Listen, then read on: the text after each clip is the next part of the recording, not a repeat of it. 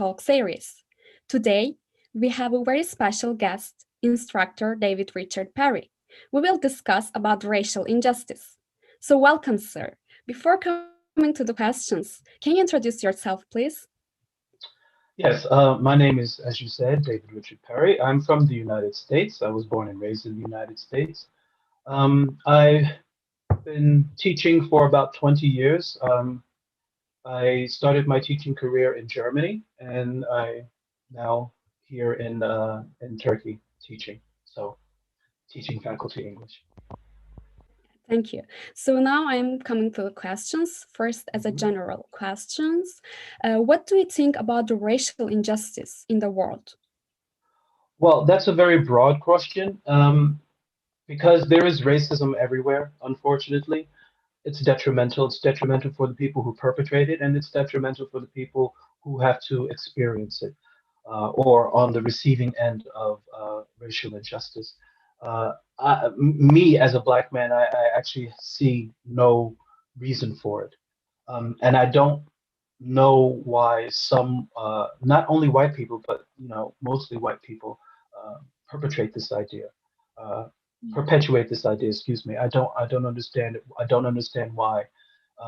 So I've spent a lot of my time trying to understand it, trying to get to the bottom of it, trying to eradicate it from my life, from my surroundings, and I try to touch people with knowledge, with whom I come in contact with. Sometimes I do come in contact with students, and I do share my ideas with them.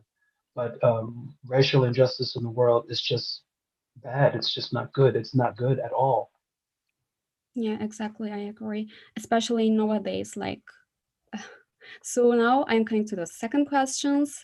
So what's your ethnic and religious heritage, and do you have a story about someone in your family standing up against injustice or yourself maybe? Okay. This is uh, a little bit difficult for me to answer. I grew up mostly in a, let's say, Christian Muslim household. On my mother's side of the family, of course, on my mother, most people might not know this, but most Black people in the United States don't know what their heritage is from Africa because of the slave trade. So we really don't know where exactly they came from. Maybe they came from Nigeria, or they came from Gambia, or they came from Ghana, or they came from some other West African country, Ivory Coast, or wherever. We don't know because there are no records of where these people were taken. But on my father's side of the family, it's just a little bit more definitive, where my father's family did come from Morocco. So it's a little bit more of a clear line on my father's side of the family. So I grew up, like I said, mostly Christian, but Christian Muslim family. Everything in our family is a little bit mixed. So uh, that's my basic heritage. Um, I do remember my mother saying that on her side of the family, there is some African mixed with Greek, mixed with American Indian, mixed with God knows what. But if you look at most black people in the United States, most black people in the United States are mixed with something else. They're not like Africans, pure race Africans. They're just not. We're just not. We're mixed with something. Might Mhm. may be from a slave owner who raped one of the slave women and produced children, or it could be just interracial marrying. Lots of free slaves in the United States at that time, just before the 18th century. Married lots of Native Americans. They married, I don't want to say Indian because also Indian is racist. They are not Indians, they are Native Americans. They married a lot of Native Americans, or we can also say indigenous people or First Nationers. I don't like to say Indian because they're not Indian. The reason why, and I'll tell you, and I'll give you a little bit of history why they're called Indians, and a lot of people don't know this. They're called Indians because when Christopher Columbus came to the United States, he thought he was in India. he didn't know that he was in the United States. So Christopher Columbus had no idea where he was going. he thought that he was in India. So that's why he called the indigenous people in America Indians. Anyway, that's just a sidebar. Sorry about that. Do I have a story about someone standing up to racial injustice in my family? I can't say definitively, but I do believe a brother of my great grandmother was a I don't want to say abolitionist because abolitionist is not the correct word. Was a I want to say like a protester, you know, for human rights. Yeah. And this was on my mother's side of the family. Um, Although I was just a baby, and I don't know if this is 100% true. It's almost like a rumor in our family. They said that my mother was a Black Panther. Now, I never asked my mother if she was a Black Panther or not. Maybe some of people might not know what Black Panther is, but Black Panther was a African American movement in the United States where they were fighting for the rights and justice of Black people. This was a non-violent organization that was fighting for the rights and justice of Black people in America. Now, if you ask a white person about the Black Panther movement, they would say, oh, they were all terrorists. It is not true. Please go onto Wikipedia or open a history book and find out exactly what the Black Panther movement was all about. Do not listen to people who don't know. Inform yourself. Okay, got it. So that was it, I think. Thank you so much. So what's your earliest memory of becoming aware of racism, I can say?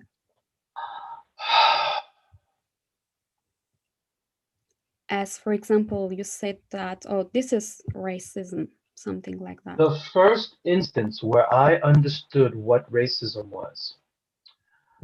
was there was two incidences. One of the incidences I'll get to later, but there was an incident where I was, I am a very talented singer. Most people don't know this. Yes, I'm a singer. I'm a very talented singer. And when I was in high school, the chorus teacher, she was a white woman, Jewish, but white. As far as I'm concerned, white. Although if you ask a white nationalist, Jewish people aren't white. I don't understand that anyway. But anyway, she would not give me any leading roles. She would not give me in the plays and the musicals. She would not give me any solos, even though she knew that I was a very good singer. She would not do any of these things, and I was very upset about this, and I didn't understand why at that time. And I was home, and I wasn't crying, but I was really upset. And my mother asked me, she said, "What's wrong?" I said, "You know, I worked so hard trying to be a good singer, blah blah blah." And Miss, I don't want to say her name, but the chorus teacher would not, you know, consider me to be the lead role. And my mother said, "Well, son," she says, "put out your hands." So I put my hands out. She says, "What color are your hands?" I said, "They're brown." She says, "You say they're brown." She says they're black. And if you are black, you are not the right color to be in that role. And I said to my mother, I says, "But what difference does that make?" And she says, "I will tell you something." And she says, and never forget these words. She says, "My dear son, if you are white, you are all right.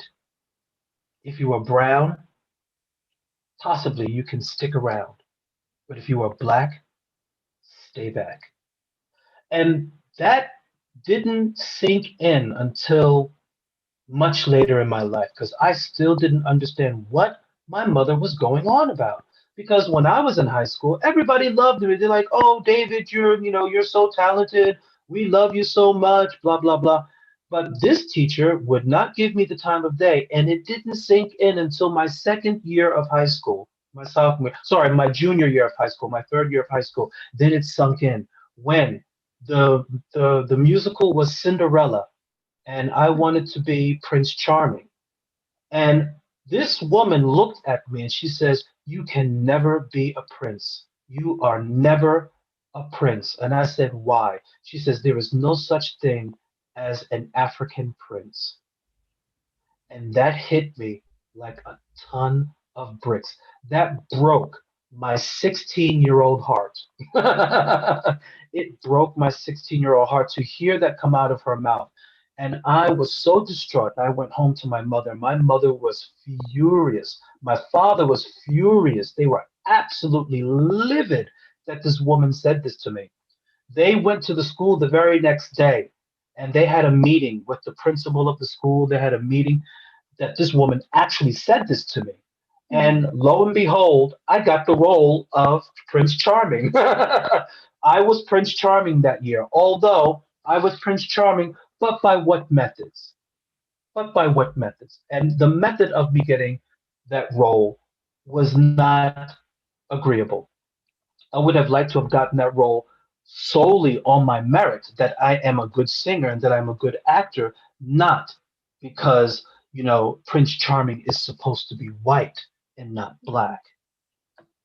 Exactly. So, And that's the first instance of me understanding what racism was. so I think in that time, maybe you think your life would have been different had you been born in another race, maybe. Of course, and you know what? In my 52 years, even still now, sometimes I'm like, if I were white, that would have never have happened to me. That still happens to me, still. I mean, But sometimes, go ahead, I'm sorry. we'll change it. I think it shouldn't go like that. I hope, I hope. I mean, still, sometimes when I walk down the street here in Istanbul, I wear my headphones all the time. I wear my headphones because I don't want to hear some of the things that people are saying because I do speak enough Turkish and they think that I don't understand. So I do hear the things that they say. And, one day it was just, I don't know why I did this, but I was walking on the street without my headphones. No, I had my headphones in, but I didn't have my my music on, and I hear way across the street somebody say, "Oh, Zenji," and when you hear something like that, it just makes your blood boil. You're like, why do you have to say something like that? Why? For what reason? What joy does that bring you to say something like that? I don't know. That's just me, though. Yeah, right. Like we are all different, but we have to value. Exactly. So, can you talk about a time when someone else said or did something racist, I will say, but you interrupted it Um, at any time? to me or to someone else? Maybe, or someone else. It doesn't matter, or maybe to you. It was to me. There was one incident where somebody was trying to be racist to me. Um, I was in Germany. I was teaching. I wasn't teaching. I was actually working part time at MediaMarkt, of course, in the music department. And I wanted to. And I was selling CDs and DVDs and all that good stuff in the CD department. And my German is well, at that time it was relatively good, probably not so good anymore. I haven't spoken German in almost 12 years, but my German was very good. I mean, I could communicate extremely well, and lots of people would compliment me on my Turkish, looking, not my Turkish, my German, looking at me saying, "Well, you're not German, but you have a light American accent." And I say to them, "Yes, I'm American," but they say, "But when you speak German, you speak with almost no American accent. Just sometimes we can hear, a light American accent, but your German is so good. We would think that you were born here." And I was very proud of that. And I was like, "Oh, thank you so much," And I also attribute that to my musicianship of being a musician, because if I can hear it, I can mimic it. I'm a good mimicker. So if I hear a British accent, I can mimic a British accent. If I hear a French accent, I can mimic a French accent. So if I hear the German language all the time, I can mimic the German language. So I was working there at this place, Media Mart, and a woman came up to the counter asking for information. I was working on the information desk, and she said to me, she said to a person who was behind me, and he didn't belong in our CD department. He was looking for a CD because he worked downstairs in the I forgot the word in English. Braunware. In German.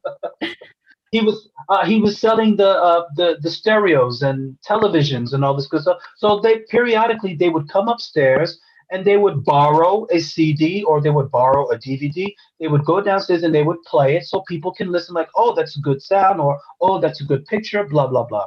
So he was there at that same time. This woman came up to the counter and she said to him, because he was German, she says, can you give me, she had a piece of paper, can you give me this CD?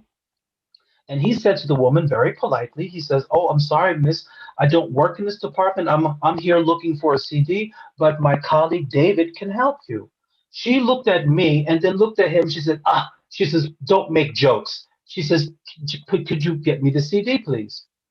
And he looked at, he says, excuse me? He says, I can't help you. I don't know where anything is. This isn't my department. I can't help you, but David can help you. This is his department. He works here. She says, look at him. He doesn't speak German. How could he help me? And then I said to her in German, I says, of course I speak German. If I didn't speak German, I wouldn't work here. You know, I'm here to help you. What can I help you find? And she looked at me and she threw the piece of paper at me. She says, I want this. And I looked at her and I looked at the piece of paper and I looked at her again. I says, we're going to try that again. And this time you're going to ask me like a human being. And if you cannot ask me like a human being, I'm going to ask you and your piece of paper to leave MediaMart. That is your choice. You choose what you want to do. So she says, I didn't know, and I have to say this excuse. She says, I didn't know a nigger could learn another language. And I looked at her. I says, let me tell you something. Niggers all around the world have learned every language that has been forced upon us. We speak French. We speak Spanish. We speak Portuguese. We speak English. We speak German because there's also an African German colony. We speak every language that you have forced upon us. You are the one that only speaks one language. I says, now, are we going to try this again? Are you going to ask me like a human? If not, I am not going to help you and you can leave the shop. So I stopped it. And she looked at me and she says, all right. She says, okay, I'm sorry. I overreacted. I said, it's okay. It can happen to everyone. So I always have to, not me, but black people mostly, we always have to tuck our tail a little bit to say, okay, it was a mistake. It's all right. We always have to be the forgiving one. When in actuality, we shouldn't have to forgive anybody. But we always do that. It's ingrained in us to forgive for some reason. And I just, for some reason, can't understand why. Sorry, my cats are trying to fight. Yeah, So I said to her, I had to be that forgiving person because, I'm in Media Mart. I'm not, I'm worker. not a manager or a supervisor. I'm just a worker, and I have to be kind Yeah, to our customers. But I also have to let them know that they cannot treat me less than human because of my skin color. exactly. Exactly. I really like agree in that point. Like we have to stand up to that kind of things. But Exactly. sometimes we remain silent. And do you have a time in time that you like someone did or said racist to you or to someone else beside you, and you didn't speak up, maybe, or There was one time where I was me myself. I was in a a hostile, volatile Mhm. racial incident. Um, I was at university, and there was a boy in front of me, and there we were going into the theater. We had to do one of our theater projects, and there was a boy in front of me, and there was a boy behind me. You know, everybody's in a file trying to get into the theater. Well, somebody from behind pushed me, and I fell forward, and I pushed the person, this boy in front of me. I said, "Oh, I'm so sorry, someone pushed me." He turned around, he looked at me, and he let off some expletives, but which I will not say, and he pushed me back. And I said, "I'm so sorry." I said, "I'm sorry. They pushed me," and I fell back against the person who pushed me in the first place. And the person who pushed me in the first place, he pushed me. So I went lurching forward, and I turned around. I'm like, "What's going on here?" And then the both of them were yelling at me, "Who do you think you are? Blah, blah, blah, yada, yada, yada." And I just like, okay, you know what? I gotta go. I left. I didn't even go to the theater. I didn't go to this instant this theater play because I was afraid for my life, actually. I was actually afraid for my life. They were that violent about bumping into someone. That Exactly. was the only time that it actually happened to me. It's never happened to me again. I hope that too. Wary that person if it does happen to me again, because I will not be so forgiving. Yeah, exactly. So, what do you think of when you hear the term white supremacy? Yeah, my first question is, what is that? What is that white supremacy? What does that even mean? Yeah, What the, that where do you get the supremacy because of your skin color? Okay, let me tell you something. I'm going to say something to you, and I'm not saying I'm not to you, but I'm going to say this, and I'm not saying this because I hate white people. I don't hate white people at all. I don't hate anybody. I hate stupidity. Um, actually. it was white people who went around the world colonizing everything, spreading diseases, spreading their religion or whatever it was. They are the ones who went around the world literally destroying everything in their path. Literally. Literally. So just because you did that, that makes you superior. Of course not. Look at the state of the world today. We have global warming. What minority group is responsible for that? We have economic grievances. What minority in the world is responsible for that? I'll wait. We have racial injustice. What minority group is responsible for that? I'll wait for an answer. None of these things you can answer because these are all the things that the white people have No, perpetuated on black people, black and brown people. And I don't want to limit it to only black and brown people, to minorities. Minorities.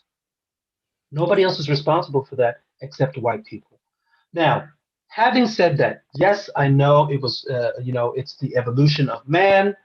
It is also the evolution of technology. I understand all that, and thank God for technology, because who wants to live in a, in a cave somewhere? Of course, the advancement of technology is due to the white man, and I'm sure everybody in the world is grateful for that. We are grateful, but look at the devastation it has left in its wake. This is what I'm saying. The devastation that is left in its wake. And because of this devastation, what makes you superior? Because of your lighter skin? Because of your blonde hair? Or because of your blue eyes? Well, my best friend, I have news for you. White skin, blonde hair, blue eyes, this is a recessive gene. It exactly. is recessive.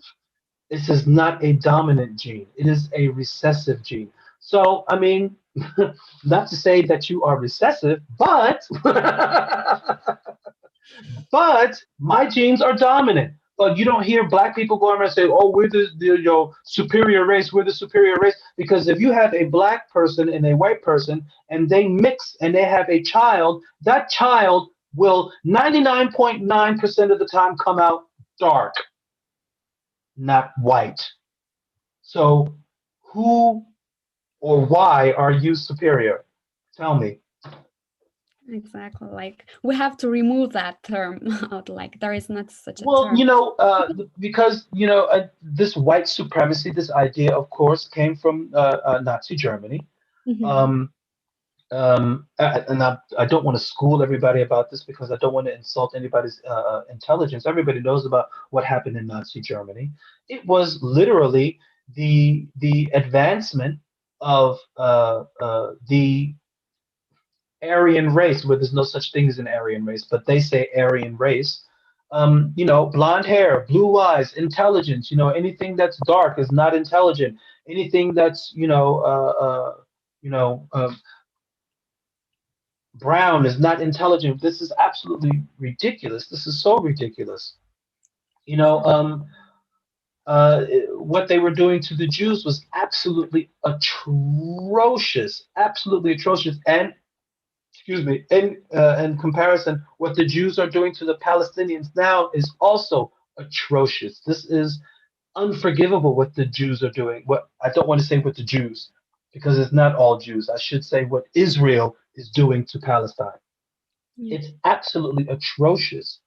Um, one action does not absolve the other. But anyway, um, but because they were in control of Central Europe, the blonde hair, the blue eyes, the over masculinity, the super femininity of women, and have as many children as you can. This type of thinking. Now, if you go into Germany now, they are literally 360 from that ideal. They're like, have, we don't want anything to do with that idealism, anything to do with it.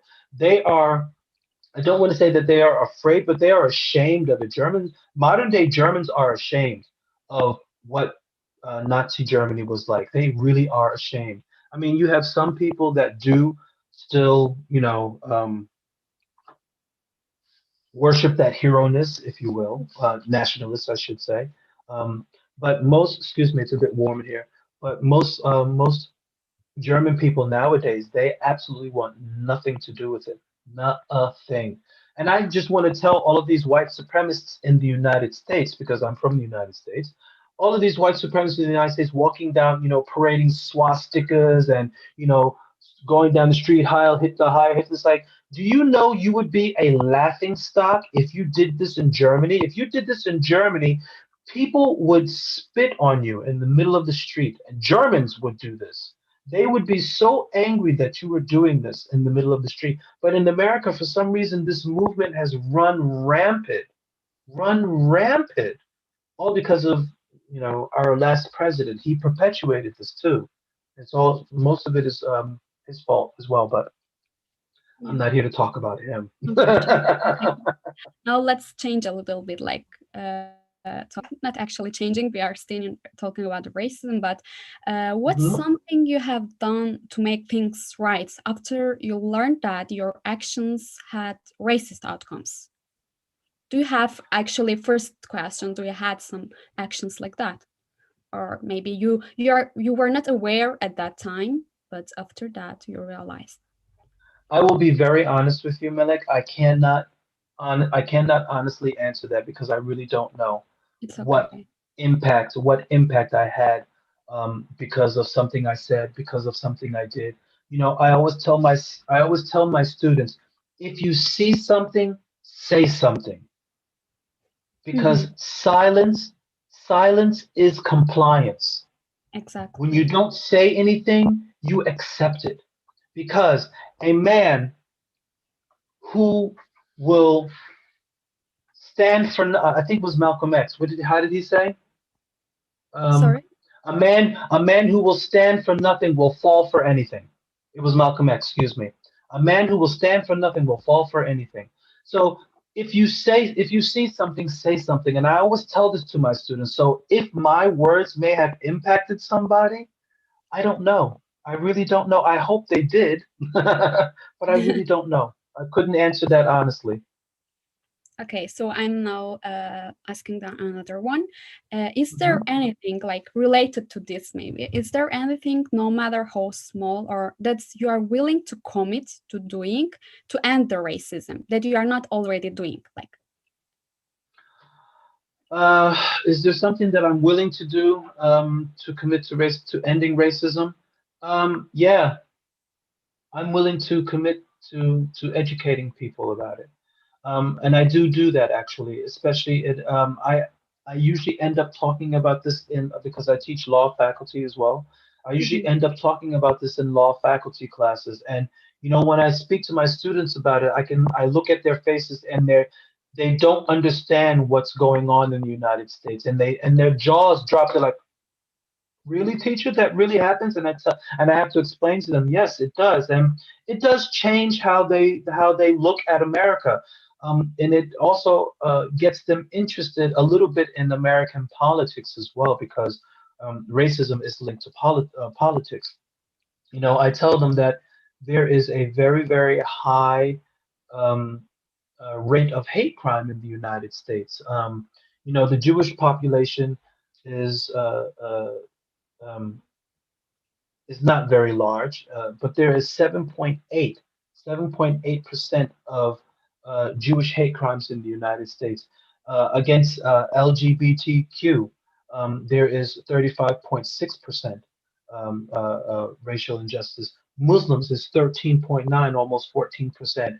Against Black people are 11.2%, and so on and so on. And these are not small numbers, because if you think about it, in comparison, white people, when I say white people, I mean Catholic, atheist, or agnostic, or Protestant, evangelistic, or whatever the case may be, it's between zero point 0.0 and 0.7% hate crime.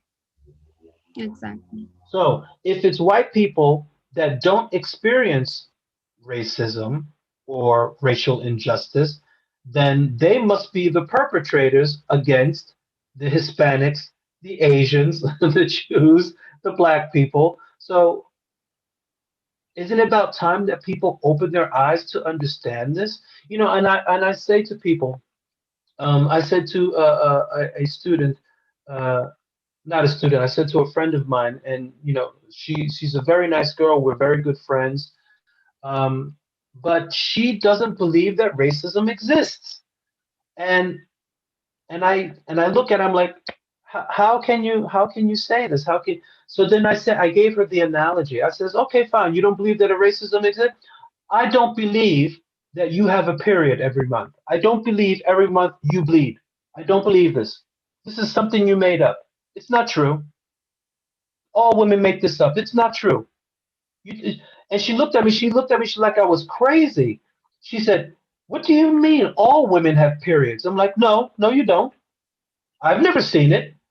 So I have no idea what you're talking about. No, it's not true." And she got angry. She was furious. She was livid. She says, "We go through pain, so much pain, and it hurts, and blah blah blah, and PMS, and then we bleed and all this good stuff." And then I says, "Okay, now Racism. you understand what racism is." And she stopped for a second. She sat down and she said to me, she said, "Thank you. That's Thank you." really I said, "You're welcome." like so nice point to make her aware of that. Exactly. Just because you don't experience it doesn't mean that it doesn't happen. I'm a man. I do not experience menstrual cycles. We don't. So just Yeah, because I don't experience it doesn't mean that it doesn't happen. Just because you don't experience racism doesn't mean that it doesn't happen. yeah. So nowadays we hear a lot like Black Lives Matter. It was so it's insulting to respond to Black Lives Matter with all lives matter. Can you explain this? It was a And yes, I will explain this very, very simply, because I saw this on I think it was a TikTok video. I can't quite remember, but it was so on point. So on point. It was an American. It was a white woman. She was an American. I couldn't believe that she was doing this, but she said, I will compare Black Lives Matter with All Lives Matter to a burning house. Okay, so if I say to you, "Oh my God, my house is on fire," call the fire brigade. My house is on fire. I need help. Well, my neighbor says, "Well, my house matters too." Yeah, okay. Is your house on fire? No, my house isn't on fire. But this house is on fire. We need to put this fire out. Well, why should we put that fire out? Because everybody's house matters. Everybody has a house, but everybody's house is not on fire. My house is on fire, but everybody's house matters. So, Exactly. So I like so good yes, example. all lives matter. Yes, absolutely. But not all lives are being threatened by force of police every single day. Just on the news, was it? I thought I saw it on the news yesterday. There was a young man. He was 49 years old. He was beaten and killed by the police, and they left him on the ground to die. This was 2 years ago. They left him on the ground to die. When they brought him to the hospital, what did the police say? The police said, "Oh, he died from a car accident." Really? We have evidence that he did not die from a car accident. But we say Black Lives Matter because the police are systematically killing Black people in America and for no reason. Unarmed Black people. I can understand if a Black man had a gun, or if they had a knife, or if they had something, some type of weapon, but they always kill the Black men and women who are unarmed. If there is no weapon, why do you have your gun out? Why are you so quick to shoot a Black person? Why are you so quick to torture a Black person? Why are you so quick to do this? Because of systemic racism. They believe that our lives do not matter. We are angry Black people. We are violent Black people. All of a sudden, we turn into super soldiers when the police come. This is absolutely not true. Not true. And because of systemic racism, police officers are taught that the Black man is violent, angry, and armed. 99.9% of the time, this Black person is not armed. We might be angry, sure. I would be angry. You would be angry if the police stopped you in your car. Anybody would be angry. Yeah. That's normal. And especially if you stop me for no reason. What's the reason you're stopping me? Are you stopping me because, my skin color? Are you stopping me because I was speeding? Are you stopping me because I didn't use, my indicator? Are you stopping me because of a moving violation? Or are you stopping me because you saw that I was a Black man? Profiling. And most of the time they're stopping because he was a Black man, not because he had some kind of vehicle infraction. Yeah. I Or agree. violation, moving violation, I should say. So when I say Black Lives Matter, and you respond to me that all lives matter, I will say to you, yes, all lives do matter. But guess what? Black people are being killed in the street. White people aren't. Yeah, exactly. And why? What do you most want white people to know? Like, any message that you want to give? What do I want white people to know? To not act racist, actually. I'm sorry. Say it again. To not act racist. I mean, like this. I don't. I don't have a suggestion for that because I will tell you something. Racism starts at home. Exactly. If you have racist parents, your child is going to be racist. They, I will tell you a story. When I was in high school, I want to get back to the story that I was telling before. This is the second part of that story. Um, I was, uh, I was in chorus, um, in high school, my senior year in high school. No, sorry, my junior year in high school. And at that time, in the United States, I don't know if they have these type of things here in Turkey, but all of these different high schools would audition to be in the state choir for high school students. It's like a state choir. So they would come from all over the state to sing together in this one big giant choir. I was accepted into this choir, and also a very good friend of mine. He was also at my school, and he was Jewish, and his name was also David. Excuse me. He was my best friend, but he was 1 year below me, but he was my best friend. And his parents were really, really nice. I had known his parents for years, and his parents and my parents would take turns, driving us back and forth to this choir rehearsal. So one day it was David's father's turn to pick us up. And his father was in the front seat, his mother was in the passenger seat, and I was sitting in the back on the left-hand side, and David was sitting on my right-hand side. And we were driving along, and David and I, we were talking, or we were singing, whatever the case may be. All of a sudden, the car lurched forward, and the father slammed on the brakes and skirt. We were like, "Whoa, what happened?" And the first thing that came out of his father's mouth was expletive nigger, because someone, I guess, someone cut him off. He had to stop very short, and his father immediately realized or remembered that I was in the backseat of the car. And he looked at me in the rearview mirror. He says, "I'm so sorry." And David, my best friend, he says, "How could you say such a thing?" And the mother, she was like, "Oh my goodness, David, we're so sorry. We're so sorry." She says, "We're so sorry. Oh my God, we're so sorry." And the father was like, I've never said that before. I've never said that before. I'm so sorry. We're Jewish. We're Jewish. So it was very fun. It was funny, but not funny, because I went home that day, and I told the story to my mother and father, and my father says, "You know what? They're your friends when they're in front of you, but when you turn your back, that's what they think of you. You're just another nigger." So I don't know what to tell white people, because, like I said, racism starts at home. Now, maybe they are not racist, but because he said that, how do I know that my friend David didn't learn that from them already?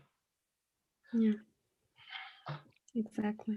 I really don't know. I really don't know what to say to white people, not to be racist. I mean, if you say that you aren't racist, because there are lots of people that say, white people that say, "I'm not racist, I'm not racist." Yeah. They're not aware that. You do, but it's so funny. They're like, "I'm not racist. I have lots of black friends." I'm like, okay, but you know what? Serial killers have friends too. Serial killers have friends, but if you see something, say something. This is what I tell people. I don't know what to tell white people. I really don't. Exactly. So, as I said, we are all different because of who we are, where we come from, like what we believe in. Exactly. It's important, like to value that differences and to like do something that we can achieve together, not to do anything like that. So, as a last, And I also, yeah, sure, sorry, I just want to add to this. I mean, when we talk about racism, it's not only white people against brown and black people, because exactly, there is racism on every level. There are types of racism in Asia. There's types of racism in their Arab nations. There are types of racism in Africa. There is racism everywhere. So it's not racism is not only against white against black. I mean, a friend of mine was telling me the other day, not sorry, the other day, I'm lying. A friend of mine was telling me a couple of years ago that in India, the lighter skinned Indians do not like the darker skinned Indians. And I'm like, but wait, everybody's Indian. They were like, yeah, but it doesn't matter if you have a darker skin, they really don't like you so much. And that my head exploded when he said that because I didn't know that something like that existed. But it does. It does. If we look here in Turkey, and I hate to use Turkey as an example because this is my host country and I do love this country, really I do. But you can see the tensions between Turkish people and Kurdish people, or Turkish people and Armenian people. I mean, you can sometimes you see this tension, and so it's not only white people against black people or white people against brown people. It's white people against white people sometimes. It's brown against brown or brown against black. It's black against Asian. It's Asian against what? It's whatever the case may be. Racism is racism. Racism is when one race hates another race for some irrational or illogical reason. So it's not only white against whatever. So we need to Just wanted to create say that. Sorry. environments. Yeah, exactly. So we need to create environments which everyone feels welcomed. Exactly. And as a last question, I want to ask, what message can you give to young people like our generation around the world who want to take action against racism and discrimination? Like I said before, if you see something, say something. I'm not telling you to go out and protest, but if that's how you can be heard and you can do this safely and you can do this peacefully, then do it. If you are going to do this and cause harm, if you're going to do this and be disruptive, don't do it. Do this in a calm and peaceful manner. Educate people. First, educate yourself, and then educate everybody that you come in contact with. Exactly. Thank you so much. Thank you. It was really a pleasure. You're so welcome. Thank you. So thank you all also so much for joining our talk on advancing racial injustice, and hope to see you in another events. Thank you. Thank you so much. Thank you.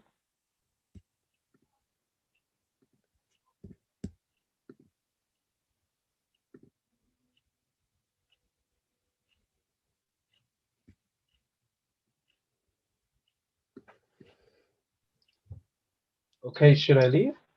Can I leave? Just a moment. Okay. I think we are still live on YouTube, so we have to. We will be back.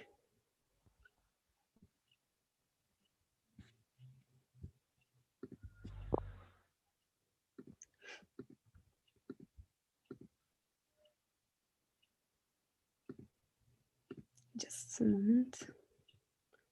I think we are still live, but we have to finish now. Yeah.